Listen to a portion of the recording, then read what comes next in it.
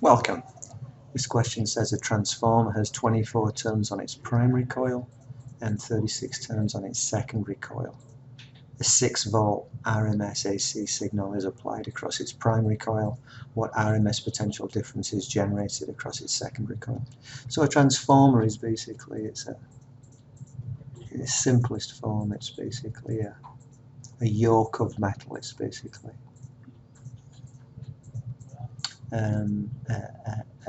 a loop of soft iron, and you have a coil sitting on one side and you have a coil sitting on the other side, and you'll have input and output terminals for the primary and input and output terminals for the secondary. This is primary, PR, and this is secondary. And it's designed so that all the magnetic field lines that come out of the primary are entrained and taken by the soft iron yoke, and they all go through the secondary. So this is a way of maximizing the coupling between these two coils. And you basically put a AC signal onto your primary, and you get out an AC signal on your secondary. It will not work for DC signals. It only works for AC signals. So you must have some kind of frequency associated with your system. You can change the number of turns. You can have more on the primary and less on the secondary, or less on the secondary and more on the primary, and that will affect the ratio of the potential differences you produce compared with what you put in. It can be a step up transformer, in which case you have more potential difference on the secondary than you put in on the primary, and that's occurred by having more turns on the secondary than the primary. It could be a step down transformer where you have less potential difference across the secondary than you put in on the primary, and that's produced by having fewer turns on the secondary than on the primary. But you don't get something for nothing.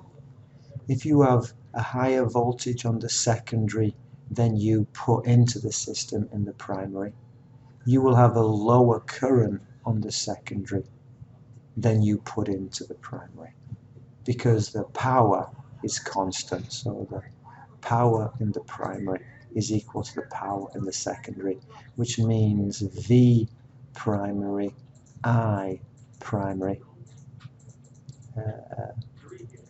is equal to P secondary, I secondary. So if you're switching up the voltage, you must switch down the current. So you don't get something for nothing, but it's a way of manipulating your voltages and your currents, which is very useful. In particular, it's the current that causes a lot of energy losses because of the heating effect.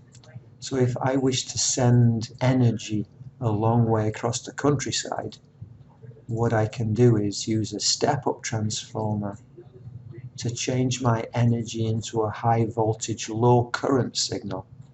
I minimize my energy losses over long distances. I can then step down my voltage to workable voltages like 120 volts, and I will get an increase in current which we can all share. So the transformer is a remarkable piece of technology. Mathematically, what's the link? So let me finish off saying, what do I know? I know that my number of turns on the primary equals 24 turns. Turns, loops, windings, whatever you want to call them. The number of turns on my secondary is equal to 36 turns. The voltage on my primary is equal to 6 volts, and I want the voltage on my secondary equals, I don't know. And my principle that's linking these things, the way I find it easiest to remember, is the ratio of my turnings is equal to the ratio of my voltages. So now I can put my numbers in, and I can say, 24 over 36. Oh, my cat's just come to say hi to us. 24 over 36 is equal to 6 over V2. So V2 is going to equal 6 times 36 over 24. And V2 is equal to 6 times 3 over 2. V2 is equal to 9 volts. AC, same frequency, you don't change your frequency, you just change your voltage setting. Very nice device. It's a really technologically incredible invention. There we have it.